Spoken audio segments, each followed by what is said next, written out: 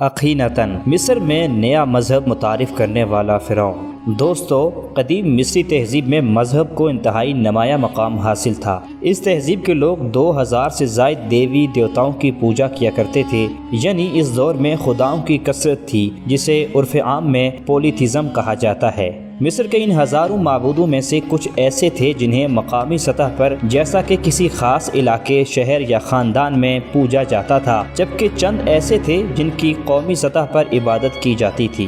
مصر کے حکمران، جو فرعون کہلاتے تھے، ملک بھر میں ان دیوی دیوتاؤں کے مندروں کی تعمیر اور تزئین و آرائش کو اہم ذمہ داری سمجھ کر نبھایا کرتے تھے۔ اس عظیم تہذیب کا یہ مذہب طویل عرصہ جاری رہا اور سینکڑوں حکمران ہزاروں برس تک روایتی انداز میں اپنے ڈھیر سارے معبودوں اور ان کی عبادت گاہوں کی خدمت کے لیے بھرپور انداز سے اقدامات اٹھاتے رہے۔ مگر پھر 14ویں صدی قبل مسیح میں ایک ایسا شخص فرعون کے تخت پر بیٹھا جس نے ان ہزاروں خداؤں کی عبادت روک کر صرف ایک دیوتا یا خدا کی عبادت کرنے کا حکم دے دیا۔ فرعون کے اس انقلابی فرمان نے مصریوں کو مشتعل کر دیا۔ انہوں نے اپنے اس فرعون کو مرتد اور باغی قرار دے دیا۔ تاریخ میں اس فرعون کو اخیناتن کے نام سے جانا جاتا ہے۔ آخر یہ فرعون کون تھا؟ اس نے اتنا بڑا فیصلہ کیوں اور کیسے کیا؟ اس کے خدائے واحد کا نام کیا تھا؟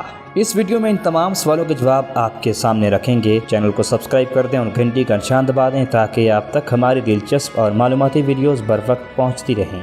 دوستو، اخیناتن کا تعلق مصر کے 18ویں شاہی خاندان سے تھا۔ اس کا پیدائشی نام امنہوٹپ IV تھا اور وہ امنہوٹپ سوم کا بیٹا تھا۔ اخیناتن کو 1353 قبل مسیح میں اس وقت فرعون بننے کا موقع ملا جب اس کا والد بیماری کے باعث انتقال کر گیا۔ بریٹینیکا کے مطابق تخت پر بیٹھنے سے کچھ عرصہ قبل یا فوری بعد اخیناتن نے نیفرٹیٹی نامی خاتون سے شادی کر کے اسے اپنی چیف ملکہ بنا لیا۔ مورخین کے مطابق فرعون بننے کے بعد 5 برس تک اس نے اپنے پیدائشی نام امنہوٹپ IV کے نام سے حکومت کی۔ اس عرصے میں امنہوٹپ IV نے جہاں اپنے والد امنہوٹپ III کی حکومتی پالیسیوں کو جاری رکھا، وہیں مصر کی مذہبی روایات کے ساتھ کوئی چھیڑ چھاڑ کیے بغیر ان کی پیروی کی گئی۔ تاہم اقتدار کے 6 برس اس نے مذہب کے حوالے سے انتہائی اہم تبدیلیاں لانا شروع کر دی۔ وہ اپنے اس کارنامے کی جانب بڑھا جسے جدید تاریخ دان انقلابی قدم قرار دیتے ہیں۔ اس کا یہ کارنامہ دراصل مذہبی انقلاب تھا جس کے تحت ہزاروں دیوتاؤں کی جگہ صرف ایک کی عبادت کا حکم جاری کیا گیا۔ ریسرچرز کے مطابق اس نے یہ مشکل کام مرحلہ وار کیا۔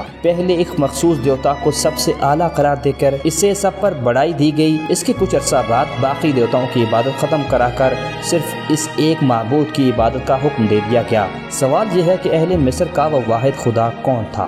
تاریخ دانوں کے مطابق مصر کے اس واحد دیوتا کا نام اتن تھا۔ اتن سورج سے منسلک دیوتا تھا جس کا اظہار سورج سے نکلنے والی روشنی یا شعاعوں سے کیا جاتا تھا۔ جب امنہوٹپ IV نے اس واحد دیوتا کی پرستش کا حکم دیا تو اس نے اپنا نام تبدیل کر کے اخیناتن رکھ لیا۔ یہ نام مصر کے اکلوتے دیوتا سے جڑا تھا جس کا مطلب تھا اتن دیوتا کی زندہ روح۔ اقتدار کے 6 برس سے اخیناتن نے اتن کو مصر کا سب سے اعلیٰ درجے کا دیوتا قرار دے دیا۔ اس دوران اس نے باقی دیوتاؤں کی عبادت کو نہیں روکا۔ جب اس کی حکومت 9ویں برس میں داخل ہوئی تو اس نے یہ اعلان کر دیا کہ اتن نہ صرف مصر کا سب سے اعلیٰ اور سپریم دیوتا ہوگا بلکہ اب سے صرف وہی سب کا خدا ہوگا۔ اس بڑے اعلان کے ساتھ ہی اس کی حکومت نے دیگر خداؤں کی نشانیوں اور مندروں کو ہٹانے کا آپریشن شروع کر دیا۔ ورلڈ ہسٹری انسائکلوپیڈیا کے مطابق پورے ملک میں مندروں اور مزارات سے باقی سب دیوتاؤں کے نام مٹائے گئے اور ان کے مندروں کو بند کر دیا گیا۔ فرعون کے اس اقدام سے ملک بھر کے تمام مذہبی مقامات پر توڑ پھوڑ شروع ہو گئی۔ اخیناتن نے سختی سے ماضی کے تمام مذہبی رسومات کو خلاف قانون قرار دے کر ان پر پابندی عائد کر دی۔ مصر کا اب ایک ہی خدا تھا، اتن۔ یہی مصر کا نیا مذہب تھا۔ فرعون اخیناتن نے خود کو اتن دیوتا کا مجسم قرار دے دیا۔ اب مصر کا یہ بادشاہ نئے خدا اور انسانوں کے مابین ثالث تھا۔ سوال یہ ہے کہ آخر اس نے اتنا بڑا فیصلہ کیوں کیا؟ ماہرین کے مطابق اخیناتن کے اس انقلابی فیصلے کی 2 ممکنہ وجوہات ہو سکتی ہیں، ایک سیاسی جبکہ دوسری مذہبی۔ پہلے اس فیصلے کی ممکنہ سیاسی وجہ کو دیکھتے ہیں۔ دوستو، قدیم مصر میں پوجے جانے والے 2000 سے زائد خداؤں میں کچھ ایسے تھے جنہیں دیگر پر سبقت حاصل تھی۔ ان میں سے ایک دیوتا کا نام امن تھا جسے تمام دیوتاؤں کا بادشاہ یا دیوتاؤں کا خدا بھی کہا جاتا تھا۔ کہتے ہیں کہ اس دیوتا کے پادریوں کی دولت اور اثر و رسوخ مصر کے شاہی خاندان سے بھی بڑھ چکی تھی۔ ورلڈ ہسٹری انسائکلوپیڈیا کے مطابق امن دیوتا کے پادری فرعون سے بھی زیادہ زمینوں کے مالک تھے۔ اخیناتن پادریوں کی اس طاقت کو اپنے تخت کے لیے خطرہ سمجھتا تھا۔ اس لیے اس نے انہیں کچلنے کے لیے سب خدا ختم کر کے ایک واحد خدا کی عبادت کا حکم دیا اور اپنا نام امن ہوٹپ 4 سے تبدیل کر کے اخیناتن رکھ لیا، ایسا نام جس کے آخر میں اتن دیوتا شامل ہو گیا۔ اس طرح اس نے مذہب میں انقلابی تبدیلی کے ذریعے اپنی سیاسی طاقت میں اضافے کی کوشش کی۔ کچھ تاریخ دانوں کے مطابق اخیناتن کے اس فیصلے کی وجہ مذہبی تھی۔ ان کے نزدیک اخیناتن کے اس اقدام کے پیچھے کوئی الہام ہو سکتا ہے، ایسا خدائی یا آسمانی پیغام جس میں اسے ہزاروں دیوتاؤں کو ختم کر کے صرف ایک کو معبود بنانے کا کہا گیا، اور اس نے اس پر عمل کرتے ہوئے ملک میں نئے مذہب کی بنیاد رکھ دی ہو۔ بہرحال وجہ کوئی بھی ہو، تاریخ دانوں کے مطابق وہ ایک خدا کا پرچار کرنے والے اولین انسانوں میں سے ایک تھا۔ کئی تاریخ دانوں کے مطابق وہ مونوتھیزم کا پرچار کرنے والا سب سے پہلا انسان تھا۔ ڈیونٹ نامی مورخ نے لکھا ہے کہ اخیناتن کی مذہبی اصلاحات توحید کا پہلا نمایاں اظہار تھی۔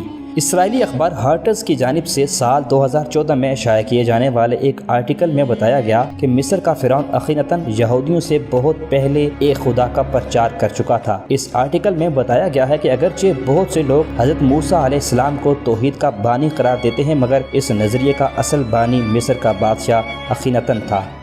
نیشنل جیوگرافک کے ایک آرٹیکل میں بتایا گیا ہے کہ مصری تاریخ کے محققین کے مطابق فرعون اخیناتن ایک ایسا انقلابی تھا جس کا نظریہ توحید اس کے زمانے سے بہت آگے کی چیز تھی۔